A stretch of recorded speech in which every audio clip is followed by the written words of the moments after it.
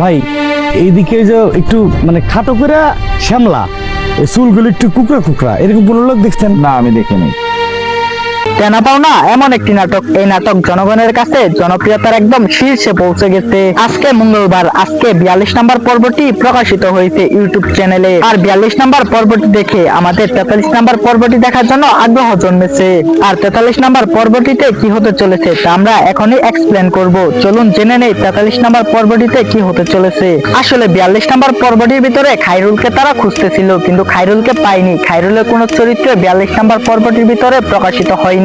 এখানে 42 নম্বর পর্বটি দেখার পরে মনে একটা প্রশ্ন থাকতে পারে, খায়রুল কোথায় গেছে? খায়রুলকে কি আদৌ তারা খুঁজে পাবে? চলুন এই প্রশ্নগুলোর উত্তর আমরা এখনই জেনে নেই। যেহেতু 42 নম্বর পর্বটিতে খায়রুল নামের চরিত্রটি কোনো বহি প্রকাশ ঘটেনি, সেহেতু বলা যায় যে খায়রুল এক ভিন্ন রূপ খোঁজার চেষ্টা করতেছে। খায়রুলের মা ভেবেছিল খায়রুল যাবে রিকশাওয়ালা মামা হুসেনের কাছে, কিন্তু রিকশাওয়ালা মামা হুসেনের কাছে তো খায়রুল যায়নি।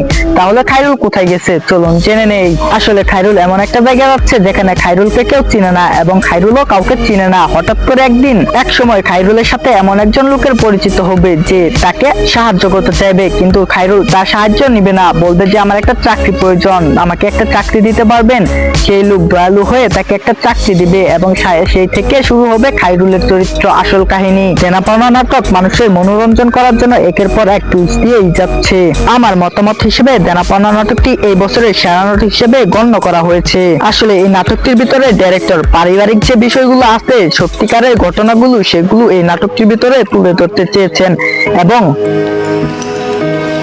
এবং ফুটিয়ে তুলতে চেয়েছেন গ্রামের মানুষের জীবনযাত্রা এবং সেই সাথে শহরের মানুষের জীবনযাত্রা কেমন হয়। আসলে খায়রুল যে চলে গেছে আর যারা খায়রুলকে খুঁজতেছে তারা কখনোই খায়রুলকে খুঁজে পাবে না যে পর্যন্ত খায়রুল তাদেরকে নিজে না ধরা দেয়। আসলে নাটকের সম্পূর্ণ টুইস্টই এখানে রয়েছে। হতে পারে খায়রুল চাকরি পাবে না, বা হতে পারে খায়রুল চাকরি পাবে।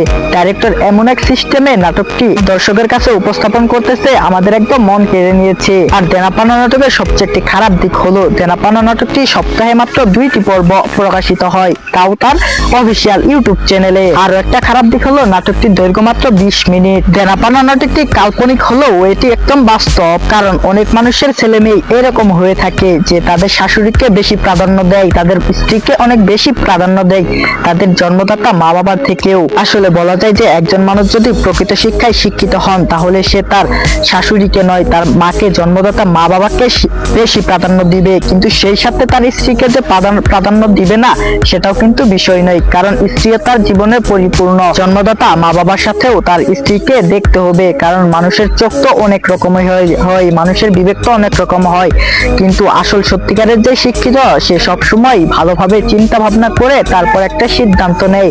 কিন্তু খায়রুলের ভাই শহীদ তা করতে পারে না, শুধু তার শাশুড়িকে প্রাধান্য দেয় এবং তার স্ত্রীকে প্রাধান্য দেয়। তার মা বাবাকে সে চিপায় পড়ে তার বাসায় আশ্রয় দিয়েছে, কিন্তু সে কখনোই মন থেকে তার বাবা মাকে আশ্রয় দেয়নি। যদি আশ্রয় দিত তাহলে তার বাবা মার জন্মস্থান গ্রামের বাড়িটা তাকে টাকা দিয়ে ফিরিয়ে দিত, কিন্তু সে তা করেনি।